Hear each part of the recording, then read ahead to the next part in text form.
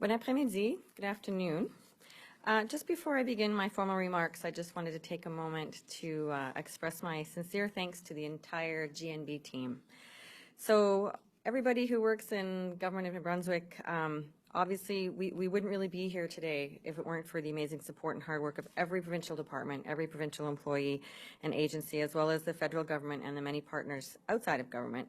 So, and I'd also like to acknowledge the level of leadership and the civil servants, that of Premier Higgs and the cabinet, the COVID-19 all-party cabinet.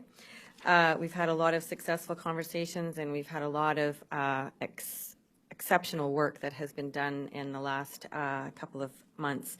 I'd also like to thank the entire Executive Department of Health and the team at the Provincial Emergency Operations Centre for all of their work, and all the men and women that are working on our borders. So the list goes on and on. I can't name each and every one of you, but I just wanted to say thank you for all of your hard work. Alors, je voulais juste remercier beaucoup de monde avant que je commence mes notes formelles. Et je voulais dire qu'aujourd'hui, c'est vraiment gratuit à le beau travail de tout le monde au gouvernement de Nouveau-Brunswick. Et grâce à ce travail qu'on est rendu où ce qu'on est maintenant, au niveau du gouvernement provincial, le niveau du gouvernement fédéral aussi. Et je voulais aussi remercier le leadership aussi, le Premier ministre Higgs et aussi le cabinet COVID-19 et aussi tous les exécutifs du département de santé et aussi tous les gens qui travaillent pour les opérations d'urgence provinciales et aussi tous les gens qui travaillent à nos frontières. Il y a une liste très longue et je ne peux pas remercier tout le monde, mais je voulais vraiment dire aujourd'hui un gros merci pour tout le beau travail que vous faites pour nous arriver ici avec le succès et de travail exemplaire qu'on a réussi dans cette province à date. So, good afternoon, everyone. For the 5th consecutive day, there are no new cases of COVID-19 to report in New Brunswick. We have had 118 cases to date, of which 14 remain active. There are 5 New Brunswickers with COVID-19 who are in the hospital, and I ask that you keep them in your thoughts. Our results have been heartening, and I continue to be encouraged by the progress we are making in slowing the spread of the COVID-19 virus in New Brunswick. I am grateful to all of you who have contributed to the success we have achieved to date. And that includes all New Brunswickers who have been doing their best to stay at home, wash their hands, wear masks when they go out, socially distance, always 6 feet apart from people. I really respect all that effort at this point in time, and that has contributed to our success and the many sacrifices that people have made. Pour la 5e journée de suite, il n'y a aucun nouveau cas de COVID-19 à signaler au Nouveau-Brunswick aujourd'hui. Il y a eu 118 cas confirmés dans la province jusqu'à présent et 14 d'entre eux demeurent actifs. À l'heure actuelle, 5 personnes du Nouveau-Brunswick sont hospitalisées après avoir contracté le COVID-19 et je vous demande de les garder dans vos pensées. Nos résultats sont réconfortants. Je continue à être encouragée par le progrès que nous réalisons en vue de freiner la propagation du virus responsable de la COVID-19 au Nouveau-Brunswick. Je suis également reconnaissante envers vous tous qui avez contribué au succès que nous connaissons jusqu'à présent. The next phase of the struggle to contain COVID-19 will soon begin, as it is in other jurisdictions. There will be a measured and methodical process to reopen our province, and we will step carefully as we go forward, and I urge you to do the same. My advice to New Brunswickers has been clear and consistent since the pandemic began, and it won't change in the weeks ahead. As the restrictions now in place are slowly loosened, I will continue to ask that you stay at home as much as possible, in your own home as much as you can. But also remembering that while you're doing this, to do all the healthy things that you can do at home, eat healthy, exercise if you can, get enough sleep, do things that are supportive in terms of helping you cope with however you need to do that. So I will continue to urge you to maintain at least 2 meters of physical distance between yourself and others. And while physical distancing is difficult, I'll ask you to wear a non-medical mask that covers your mouth and your nose to protect you from having secretions that can infect somebody else. And I will continue to ask that you wash your hands thoroughly and regularly and frequently clean doorknobs and countertops in your home. When I was younger, I used to take piano lessons, and my parents were relatively strict, and they were trying to motivate me, though, in a positive way. So they would put, they had a sheet of paper, a chart on the fridge, and after my hour of practicing every day, I'd have to put a star on the date in the calendar on that little box. And at the end of a month, I would get rewarded with a Star Wars figurine. So, you know what era that was in. But it was very motivating and rewarding, and obviously I learned to play the piano quite well because of that. So again, I think as we practice these things and we practice these measures and we get better at them, I want everybody to get their gold star in terms of, you know, doing all of these things regularly and comfortably, because that really is going to be part of our new normal moving forward. So these are all elements of our new normal, and je continuerai de vous demander avec insistance de vous maintenir à au moins 2 mètres de distance des autres. Je continuerai de vous suggérer de porter un masque non médical qui vous couvre le nez à la bouche lorsque il sera difficile de respecter les consignes de distanciation physique. Je continuerai de vous demander de bien vous laver les mains régulièrement et de nettoyer fréquemment les poignées de porte et les comptoirs dans votre maison. Ce sont tous des éléments clés de notre nouvelle normalité. Et comme je vous avais dit en anglais tout à l'heure, quand j'étais jeune puis je pratiquais le piano, mes parents me dirigeaient de faire sûr que je faisais le montant de pratique qu'il fallait chaque jour, et je recevais une petite étoile à la fin de chaque journée. Puis après un mois, j'avais reçu un petit cadeau. Alors moi, je veux que tout le monde soit vraiment, vraiment confortable avec le nouveau normal qui inclut laver les mains fréquemment, rester une distance de 2 mètres entre vous et les autres, sortir seulement pour les choses qui sont vraiment nécessaires, et aussi porter un masque pour prévenir que vous pouvez infecter d'autres avec vos sécrétions. Alors ça, c'est vraiment, vraiment important que nous sommes vraiment confortables et on pratique ces choses beaucoup, beaucoup, beaucoup. So the actions that you have taken to slow the pace of COVID-19 remain vital, and I will continue to urge that you follow this direction in your daily lives. We have thus far succeeded where so many other jurisdictions have faltered. So let's not lose that advantage that we have built over the last 6 weeks. And at every single stage, I have told New Brunswickers that what happens next is in your hands. And I'm proud of how we have all responded to that message, but we will have to maintain our guard.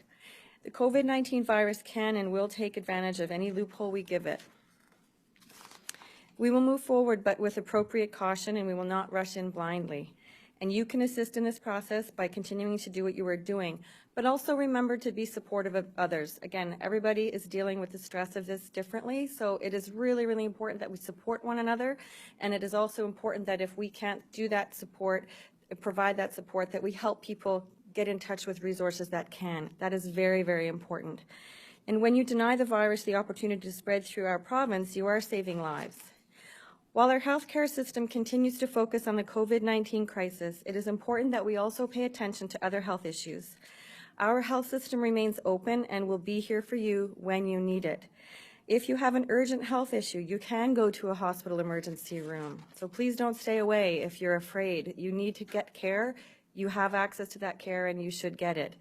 If you are feeling overly stressed and anxious, help is a mouse click or a phone call away. Take advantage of it. Asking for help is not a sign of weakness, it's a sign of strength. The impact of our actions on the health of society as a whole, the social determinants of health, will be our guide as we move into the next phase of our struggle against COVID-19. And by that I mean all the aspects of a person's well-being are taken into account, and we do understand that the measures that have been in place have really put a strain on those other social determinants of health that are not just revolved around containing the virus. So all the other parts of society, the economy, safety and security, people's well-being, and other parts of normal society, those things have put a lot of strain and stress on people. So we will really be keeping that in mind as we move forward. Les répercussions des mesures que nous prenons sur la santé de la société dans son ensemble soit les déterminants sociaux de la santé, nous serviront de guide dans la prochaine étape de notre combat contre la COVID-19. Thank you.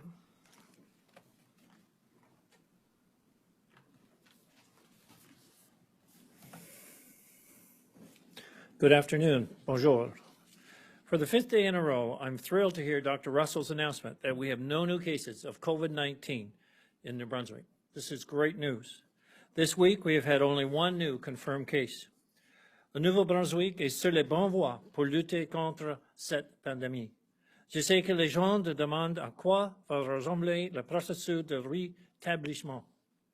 Ils se demandent quand nous allons pouvoir commencer à lever certaines restrictions imposées dans le cadre de l'état d'urgence. I expect to have more information about our initial recovery plan in the coming days. I look forward to sharing more details. I want to take a moment today to thank New Brunswick's pharmacists. During this time, this very difficult time, they have played an important role in our communities as essential frontline workers. They are doing an excellent job of making sure residents have the medications they need. I know many New Brunswickers have been required to pay multiple dispensing fees or co-pays due to a 30-day limit on prescription drugs. This was due to the concerns the College of Pharmacists had, which regulates prescription drugs. They had a concern that we could have shortages. As a result, people who would usually receive 60 or 90-day prescriptions have been receiving refills to last only 30 days, leading to more frequent fees than normal. Ces frais supplémentaires pour les médicaments ont un impact très important sur nos aînés et sur les personnes à faible revenu. Les personnes qui ont un revenu fixe se retrouvent dans une situation où ils doivent choisir entre payer leurs médicaments, leur épicerie ou leur loyer. In addition to costing more, the directives put in place by the college were causing more visits to pharmacies. That is why we made the decision to override the 30-day prescription drug limit effective tomorrow. People have been paying additional dispensing fees and copays will no longer need to, where a supply issue does not exist. I understand there are concerns about potential medical shortages, and that's why we're also establishing a New Brunswick working group. This group will keep a close eye on the province's drug supply and will identify any drug shortages. If there are shortages for certain drugs, a 30-day policy may be deemed necessary for those particular medications. In short, the supply will continue to be protected. As our province slowly moves into its initial recovery phase, I want to caution you that it will not be as easy as flipping a light switch. Nous devrons agir de manière stratégique et rouvrir les entreprises lentement à mesure que nous nous adaptons à notre nouvelle réalité. En tant que province, nous avons fait un bon travail pour aplanir la courbe jusqu'à maintenant. Mais la prochaine étape sera tout aussi importante.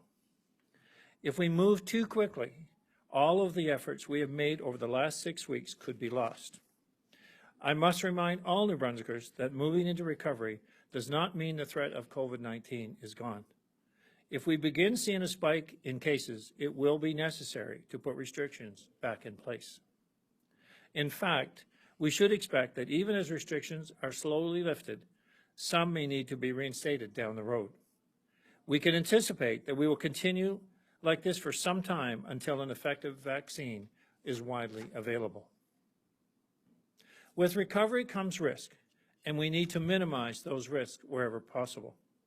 We will make strategic decisions about which sectors can open and when based on several factors. We will take into consideration the risk level of each sector and their ability to implement health and safety measures within the work sites. We will also take into account the impact of different sectors on our provincial economy. I am working closely with the All-Party Cabinet Committee on COVID-19 and with Cabinet to make these decisions. Si nous rouvrons trop rapidement, nous risquons d'avoir une deuxième vague de ce virus qui pourra avoir de graves répercussions. We've seen incredible resilience from New Brunswick businesses throughout this pandemic, and I know they will continue to adapt to this evolving situation. To reopen, businesses may have to reinvent the way they operate. This could include continuing to allow employees to work from home, if feasible. It may involve offering curbside pickup and delivery options to customers. Physical distancing and protective equipment will have to be factored into business operations going forward. Right now, New Brunswick is facing a unique opportunity. If we are agile and work together, we can come out of this situation even stronger than we were before. Nous devrons tout tirer des leçons de cette pandémie. Nous devrons penser à des changements que nous pouvons apporter dans notre vie de tous les jours et dans notre façon de faire des affaires. Nous ne pouvons pas simplement retourner à notre ancienne façon de faire les choses. In the days ahead, we will not just transition into recovery, we will transition into the new normal. We will all play a role in keeping the curve flat. Please continue to listen to advice from public health. By doing so, we can reduce the risk of a serious second wave of infections. I know we are all eager to start discussing what New Brunswick's recovery plan will look like. I look forward to providing you with more details about the plan in the coming days. I appreciate your continued cooperation and patience. Thank you. Merci.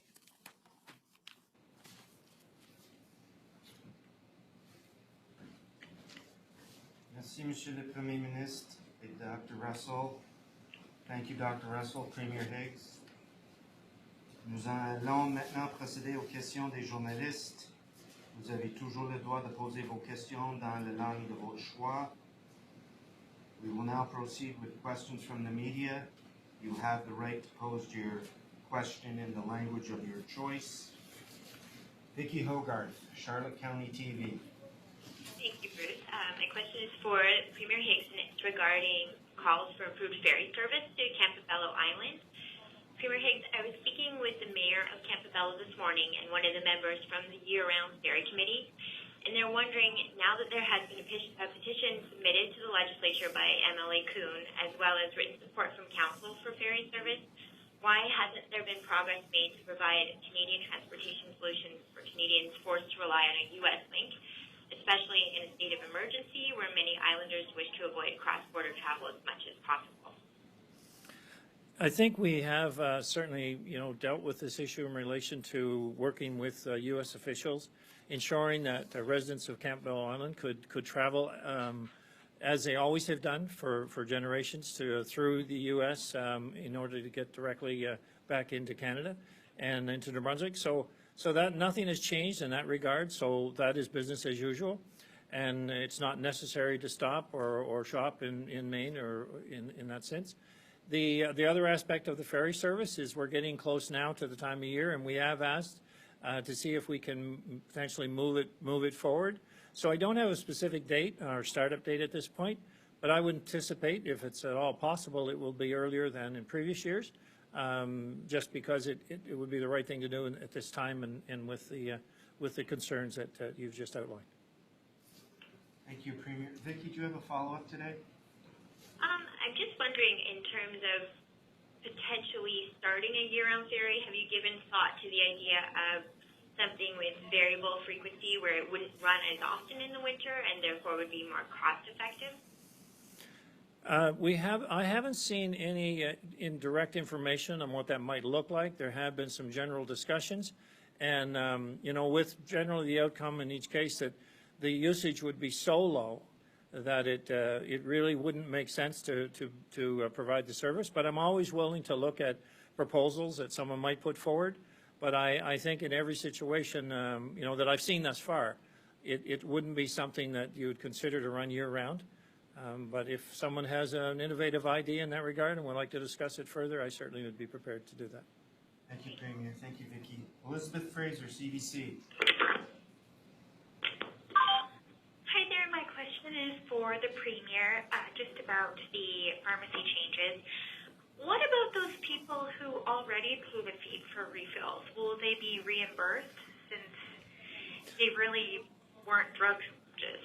since there really weren't some shortages? Sorry. So I do not see a reimbursement program coming forward. I think that the College of Pharmacists put together what they felt was a protection measure, and so I'm certainly, I recognize why they did it.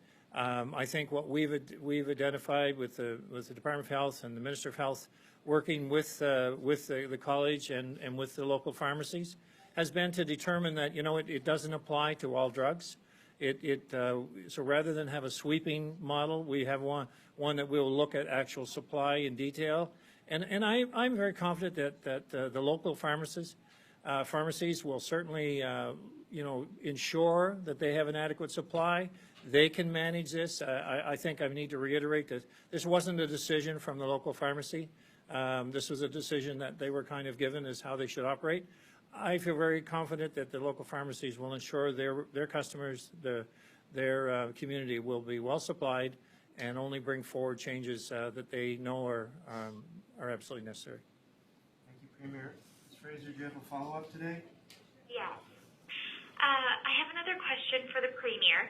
Will you be recommending that employees now working at home be given the choice of continuing to work at home? Well, I think it depends on employer by employer. I would dare say there's going to be a lot of that comes out of this, and because I've heard countless stories of situations where they found it's quite once you're set up and working online, it's been quite effective, and I think you're going to see more of it. I don't think that you could really put any company in a position where an employee just has the right to say, I'm not going to come to work, I'm going to work at home. I think that'd be difficult, but I would believe that you're going to see a whole lot of interest from companies of all sizes to provide and accommodate individuals that can easily do their work from home. And I think, looking in government, much of it is to look as well as what can we do differently here? What can we do differently in terms of sometimes many of I did not go to a federal conference that was being held in Ottawa back at the beginning of all this because of the concern of the outbreak. But the experience that I had that and in another occasion when I wasn't able to attend, it really went very well. I mean, the ability for me to be there and not be there at the same time was worked out very well. Having said that, I think it's important in some roles that where you need to meet the people you're dealing with, because there's a relationship built there that you can't necessarily, simulate online. But nevertheless, I think companies will look at this very seriously going forward. Thank you. Do you think companies Thank you, Elizabeth. working at home in the summertime, or? What's that? They would be more inclined to work home in the summertime? Pardon me? What was the question? Is there any kind of timeline? Like, do you think that people will be heading back into the office next month, in June? Oh, as far as government, are you talking about? August? And as far as government employees, yes, we're looking at a program there that would see people returning to work over the next several weeks, months. We're also looking at what we've learned here in government over the last 2 months, and how we do things differently. So there could be a combination there for sure. I would expect every company is doing the same thing. And the criteria of returning to work always must be that we can follow the rules and regulations as outlined by public health. We can find all kinds of innovative ways in government, in other businesses, throughout the province. But the public health rules have to be part of that solution until we find a vaccine. Thank you. Silas Brown, Global TV. Hi, Premier. Saskatchewan released a 5-point plan today of how it's planning on reopening the economy. I won't ask you about the specifics of that. Obviously, I know you're busy and likely not combing over another province's plan late when it comes out. But the date that they're giving to at least start initially opening things up is May 4th. Is that kind of the similar sort of timeline that you'd be looking at? Would be that kind of week right at the beginning of May there, or should we be expecting to see initial measures being lifted further into the month? I guess at this stage, I'd indicate earlier in the week that I was meeting with the COVID cabinet committee and then with my own cabinet over these past few days, in which we have done that. And there's kind of two factors. One is in relation to allowing people to get back to their normal way of life in the new norm, the criteria being imposed, and then the phase of how businesses recover in the economy. So in looking at how we allow people to start up, that'll be rolling out for us in the coming days and outlining a series of kind of phases as well that would go into the coming weeks and months. But my intention is following the meetings, which were very successful, that we had with all of our team and public health included, obviously, is to roll something out in the coming days that would reflect our path forward. Thank you, Premier. Silas, do you have a follow-up today? I'm curious if this plan will include a back-to-work sort of plan for MLAs as well, for meetings of the legislature. I know that's something that some opposition members have been calling for, Green leader David Coons in particular, figuring out how, even if you're doing it virtually or you know, still being able to have a skeleton crew for QP. Is that going to be part of this plan as well? That's not part of my plan as such, or the plan we developed in isolation with the COVID cabinet committee and with my cabinet.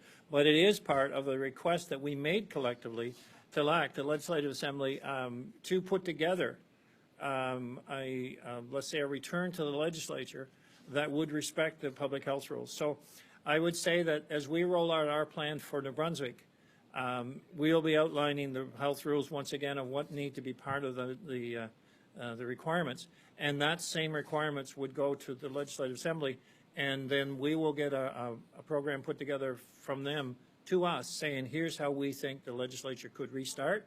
And yes, it could be a combination of the spacing and actually be in the ledge, or it could be a combination of a virtual legislative process. We've been innovative in a lot of ways, and probably it's time for the legislature to be a little innovative as well. Thank you. Andrew Waugh, Telegraph Journal. Hi. My question is to the Premier. Premier, we're hearing from business owners that some business owners that want to start the ramping back up process, that some of their employees are saying, hey, I'm not coming back because I'm getting more money via the CERB payments, so I'm just going to be off for the next 4 months.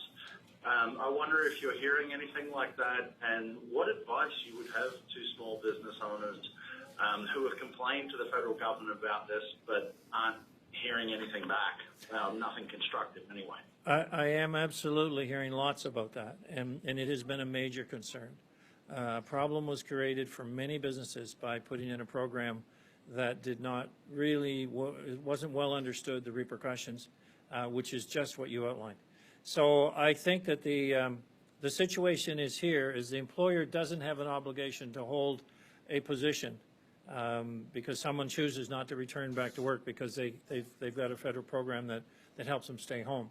If the employer can provide and meet the safety standards that are outlined through public health, then that employee has an obligation to come back to work. If they choose not to, they can claim it on the basis of safety. WorkSafe will investigate and determine whether it's safe or not. The same logic applies as to with any safety standard implied in a workplace. But following all of that, the company will have fulfilled their obligation to that employee, and that employee could find in 4 months' time when the federal money runs out that they would wish they would have returned to work earlier. Thank you, Premier. Mr. Waugh, do you have a follow-up today? I do, again, to the Premier.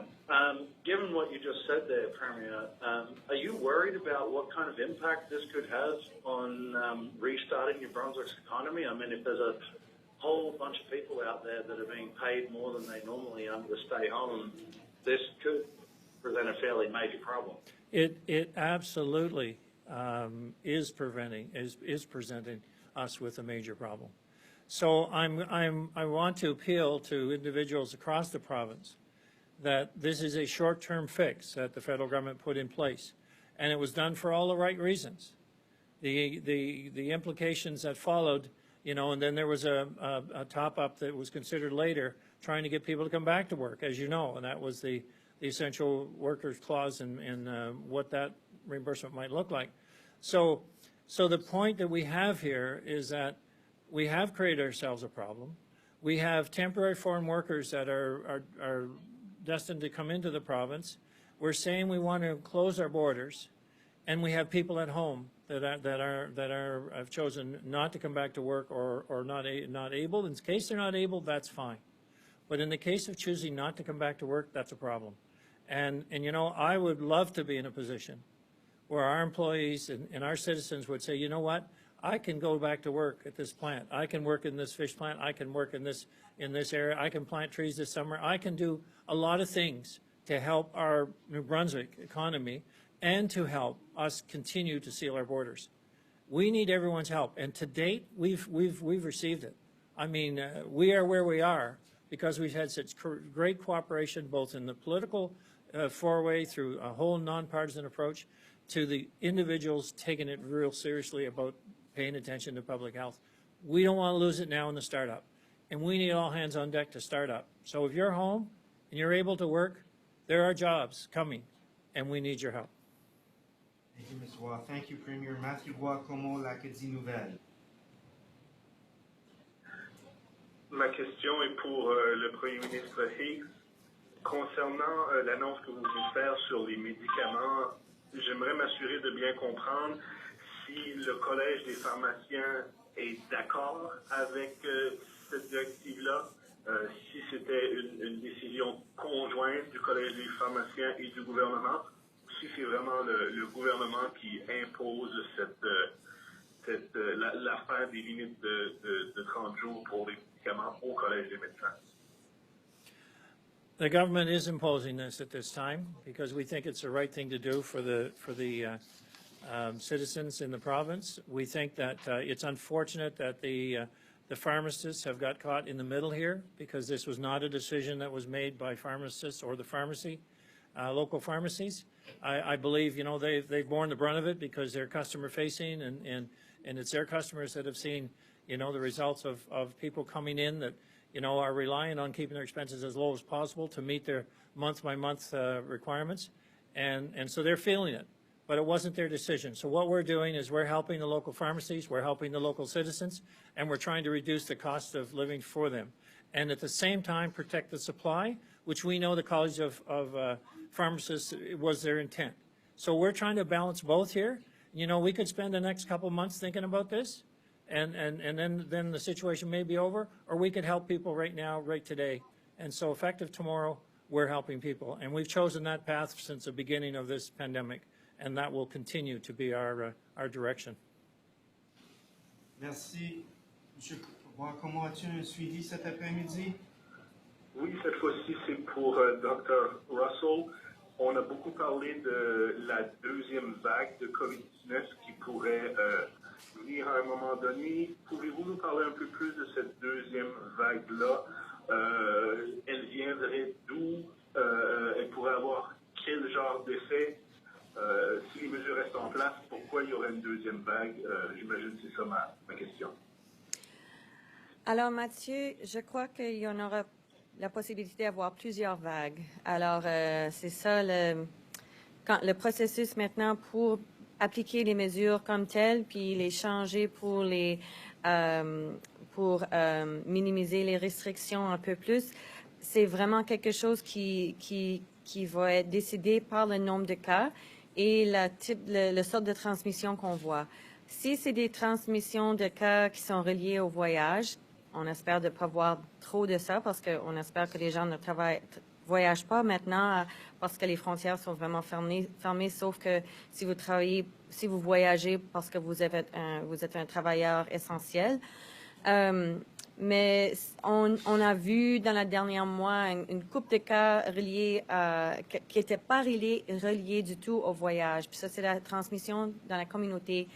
Puis ça veut dire que si on verrait plus de ça, ça veut dire qu'il faudra qu'on remet en place les mesures qui sont ici maintenant.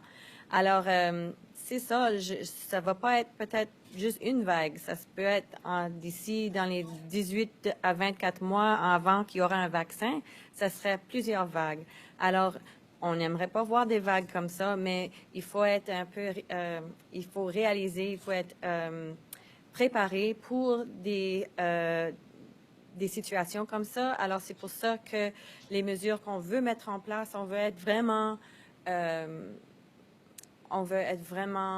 sécuritaire dans la manière qu'on fait les décisions, puis avoir l'information, les dépistages, le nombre de gens qu'on peut faire tester. Il faut que ça soit en place avec le changement des mesures d'un bord à l'autre. Alors, encore, pour le succès, pour continuer, il faut qu'on ait toute la coopération de tous les gens de Nouveau-Brunswick au niveau de laver les mains, ne pas toucher la face, porter des masques quand vous sortez, rester 2 mètres de loin de les gens, sortir seulement quand vous avez besoin, les choses comme ça, et aussi nettoyer souvent. Alors, ça va être le nouveau normal. Alors, pour le succès, pour les prochaines vagues, c'est vraiment pour éviter les prochaines vagues, si on peut. On ne sait pas vraiment si qu'on peut, mais c'est ça qu'on veut. Mais on est préparé sinon à appliquer les mesures qui sont en place maintenant.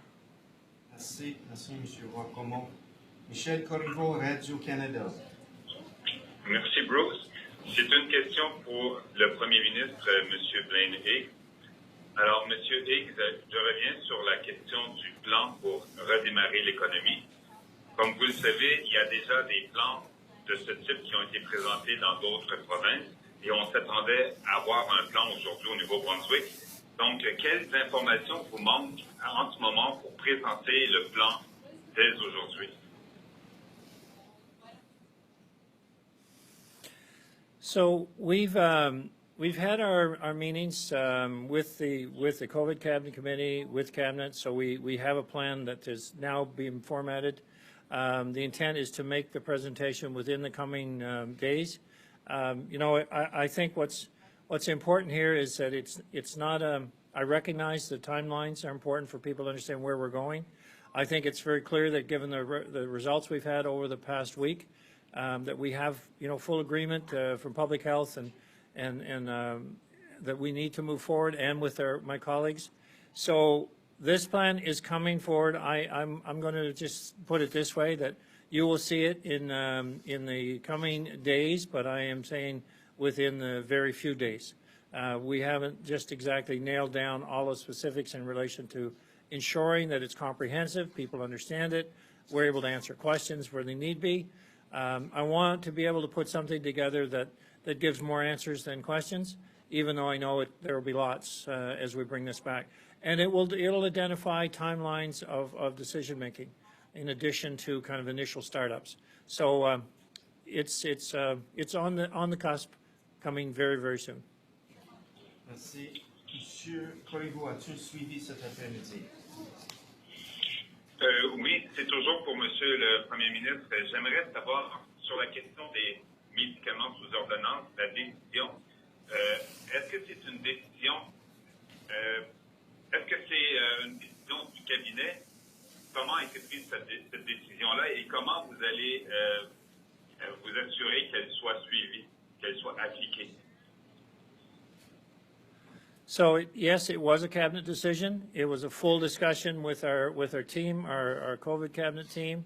There was certainly a general recognition of what we can do to ensure we can meet both objectives. One is to ensure we have adequate supply, and the other is to ensure that we are treating people with the lowest cost options possible. And so I'm pleased to say that we had unanimous support to make this happen.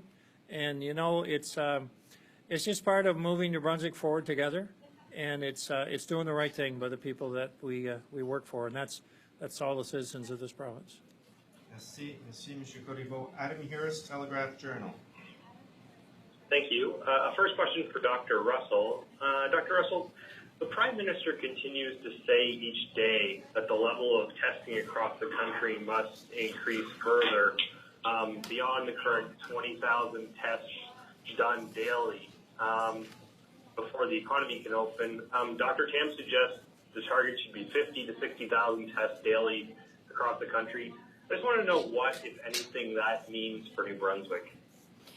Well, when we were looking at our data so far and the types of parameters for being able to have confidence in the numbers in terms of the tests and the results, our goal is to maintain the same level of testing that we have right now at a minimum and then increase it from there. So, you know, that is the plan in terms of what we need for data to be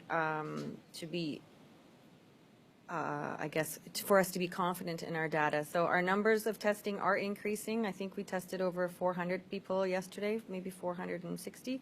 And we do have a reduced number of symptoms, and we can keep reducing that number of symptoms, and we do have plans to do some testing of asymptomatic individuals and certainly targeting vulnerable populations. So our goal is to at least maintain what we have, if not increase. We obviously have the capacity to go up to 1,000 per day.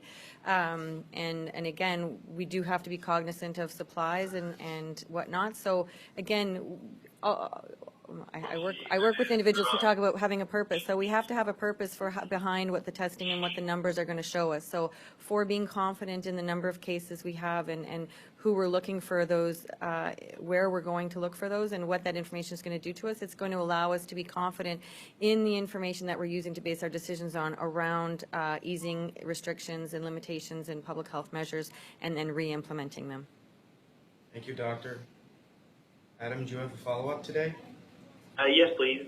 For Premier Higgs, Premier, you said yesterday that you're putting together a list of frontline workers in New Brunswick who could get a pay raise during the global pandemic. I just wanted to know, could you elaborate on what professions you're looking at, and do you have any update on those efforts?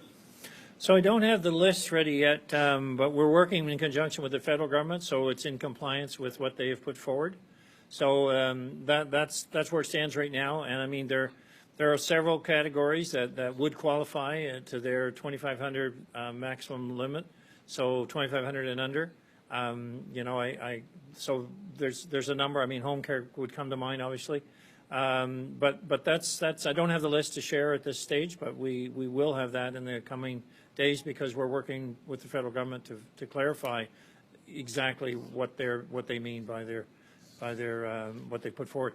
That's what we're having with problems in many areas is understanding, because when we get under the hood and look at the details and all these announcements, you know, it's one thing to get the announcement, and then it's very much another to get the details on what actually it means. Thank you, Premier. Thank you, Mr. Harris. Laura Brown, CTV. Hi, Premier or Dr. Russell. When do you foresee elective surgeries beginning again?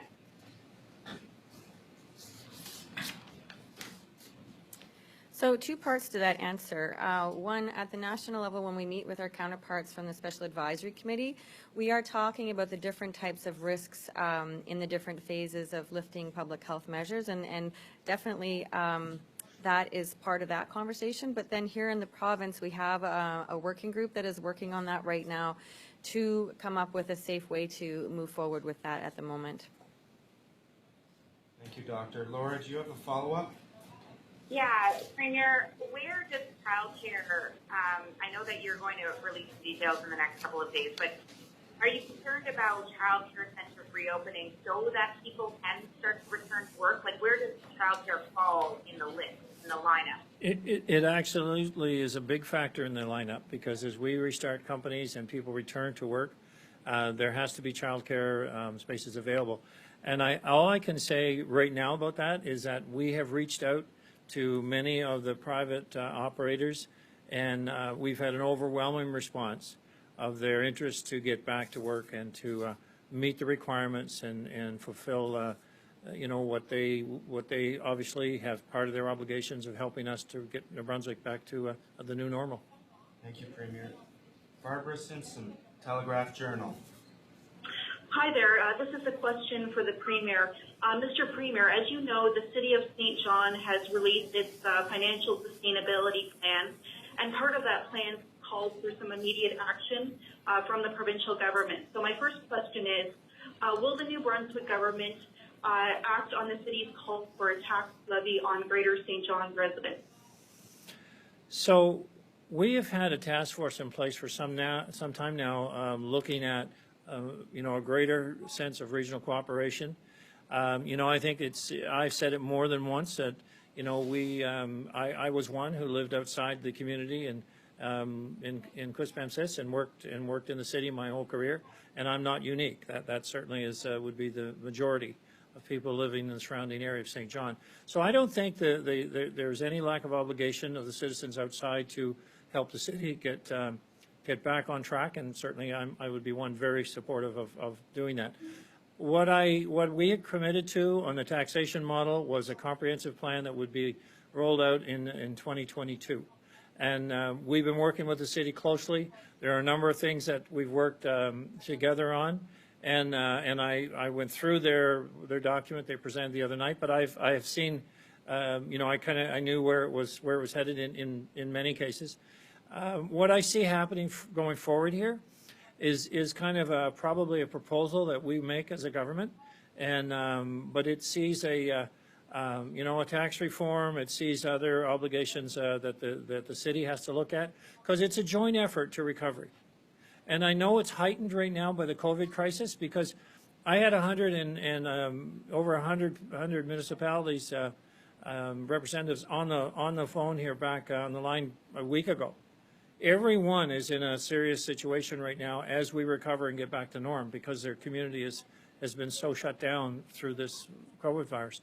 So any plan to get St. John righted, which I am committed to doing, is one that has to reflect the reality of the rest of our province in how we have municipal reform and a template that better reflects the realities of our communities in today's world. Thank you, Premier. Ms. Simpson, do you have a follow-up today? Yes, I guess just for clarity purposes. So then I guess are you suggesting, Mr. Premier, that the government isn't prepared to make any changes, whether it be a tax levy for Greater St. John residents or the return of the province's share of heavy industrial tax until the province completes its comprehensive tax review? I'm saying that I think St. John could be a template as we roll out a tax model that could be very much used throughout the province. I'm saying that is certainly where I believe we need to be. So it's something that's reflective and works elsewhere. I'm saying that I've asked for a full evaluation of industrial taxes, so that I know that our companies are paying their fair share, and then what's that fair share for the municipality? Because I know that there were changes several years ago. Based on a market condition. So what does that look like now? I mean, given the current situation, I guess it's hard to say. I'm also saying it's going to be a combination of a kind of a number of factors that require both city initiatives and provincial initiatives and community support. What we have seen in the past, and I'll go back a few years, like here's 22 million, do what you will with it. That didn't solve the St. John problem.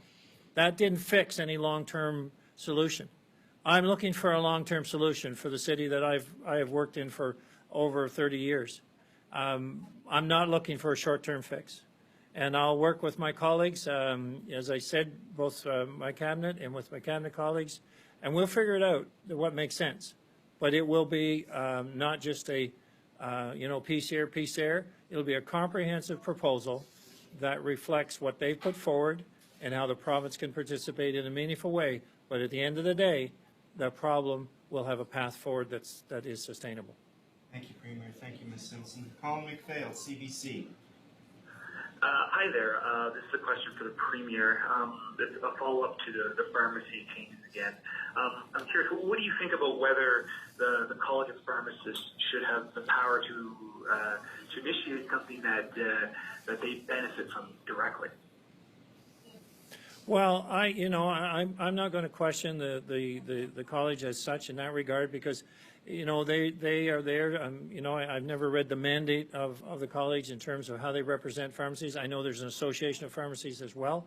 I said earlier, I think that the local pharmacies got kind of caught in this situation, and we don't need to put them in the middle of this.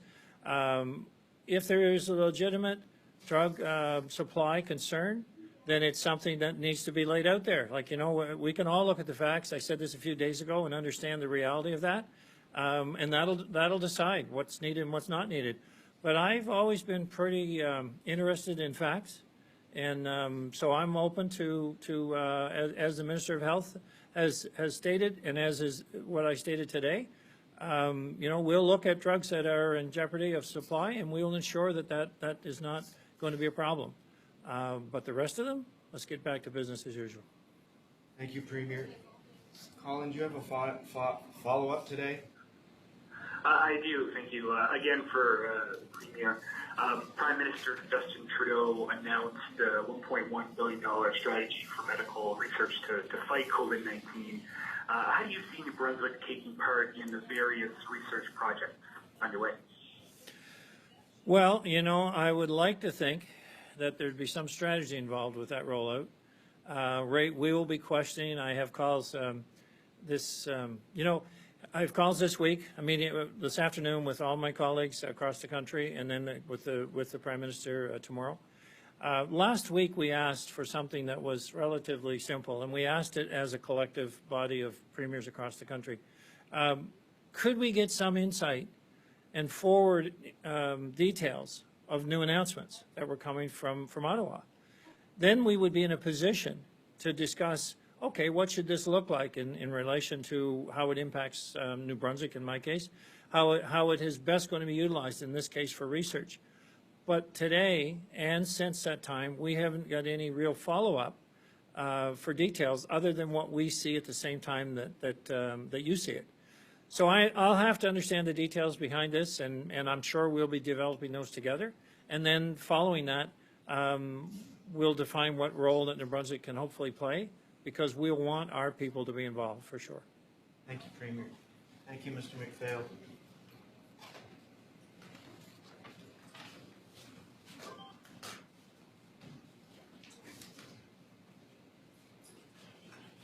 Voilà la fin de notre mise à jour. Merci beaucoup. That concludes today's update. Thank you.